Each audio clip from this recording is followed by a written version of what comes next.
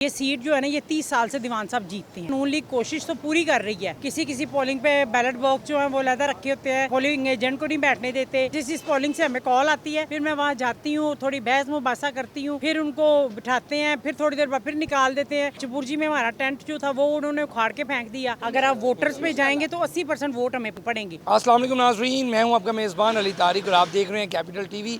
आज लाहौर में भी आज़ाद कश्मीर के जो सेकंड मरहला था उसमें दो मुहाजिरीन की सीटों पे इलेक्शन हो रहा है। एक LA41 है और एक LA34 है। तो हम इस वक्त जो है मोची दरवाज़े मौजूद हैं।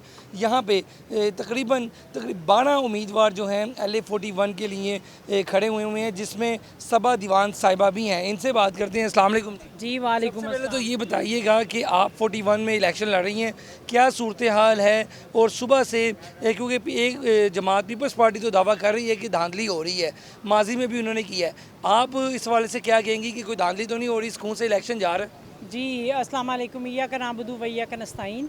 मैं सबसे पहले आपको ये बताना चाहती हूँ कि ये सीट जो है ना, ये 30 साल से दीवान साहब जीतते हैं ये सीट। तो अब इस दफ़ा नून लीग कोशिश तो पूरी कर रही है। किसी पोलिंग पे बैलेट बॉक्स जो है वो लहदा रखे होते हैं, साथ किसी को पोलिंग एजेंट को नहीं बैठने देते। पोलिंग एजेंट को बैठने नहीं दे रहे? नहीं, पोलिंग एजेंट को बैठने नहीं दे रहे। फिर उसके बाद जिस पोलिंग से हमें कॉल आती है, फिर मैं वहाँ जाती हूँ, थोड़ी बहस मुबासा करती हूँ, फिर उनको बिठाते हैं, फिर थोड़ी देर बाद फिर निकाल देते हैं। अभी ये मोची दरवाजे का हमें पता चला था और वहाँ पे चपुरजी में हमारा टेंट जो था वो उन्होंने उखाड़ के फेंक दिया, तो वो दोबारा हमने लगाया। वो भी मैं गई, जाके मैंने पुलिस से बात की, मैंने कहा आपने क्यों उतारा है? तो कहते हैं ये 400 मीटर से ज़्यादा है और हमसे पहले पीपल्स पार्टी का आगे लगा हुआ था, उनका आगे था, हमारा उससे पीछे था। मैंने कहा ये देखें ना, फासला तो वो वहाँ से देखेंगे जहाँ से उनका लगा हुआ है पोलिंग जाने के लिए, मगर ये उनके तरीका यही है, क्या कह सकते हैं। आप पूरी उम्मीद है कि आप इस बार दीवान साहब की जो सीट थी आप जीतेंगे?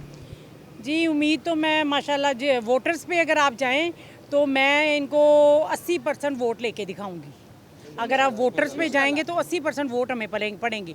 मगर अगर ये शाम को डब्बों को छेड़ दें और ये उल्ट सीधा कर दें तो इसके बारे में मैं कुछ नहीं कर सकता। सबा साहब ये बताइएगा, दीवान साहब का ताल्लुक PTI से था, PTI ने इलेक्शन का बाइकाट किया हुआ है, आप उनकी जगह इलेक्शन लड़ रही हैं, ये कोई आपस में मुशावरत से हुआ है या आप आज़ाद लड़ने का फ़ैसला आपने खुद किया?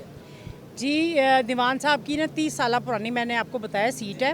और दीवान साहब के वोटर्स जो है ना, जब दीवान साहब ने PTI का बाइकाट हो गया तो दीवान साहब ने अपने कागज़ वापस ले लिए, मगर उनके वोटर इतने चार्ज थे, वो आके दीवान साहब से भी मिले जेल में और मेरे पास घर पे भी आए कि हमें अकेला ना छोड़ें, हमने 30 साल आप लोगों को वोट दिया, हमसे पीपल्स पार्टी ने भी मांगा, हमसे नून लीग ने भी मांगा, मगर हमें आप पे एतबार है, तो आप दीवान किसी को खड़ा करें। तो वो फिर दीवान किसी इस वजह से खड़ी मजबूरी में मुझे खड़ा होना पड़ा, नहीं तो पार्टी की जो वायलेशन है ये तो मुझे भी पता है, मगर इंशाल्लाह ताला ये सीट जीत के हम अपनी पार्टी को ही देंगे। ठीक हो गया जी। आप गुफ्तगू सुन रहे थे सबा दीवान साहिबा की, जो कि LA41 से यहाँ पे इलेक्शन लड़ रही हैं। तकरीबन टोटल 12 जो है उम्मीदवार हैं और सबसे अहम बात यह कि 5000 तकरीबन 600 के करीब जो टोटल वोटर हैं वो यहाँ पर है।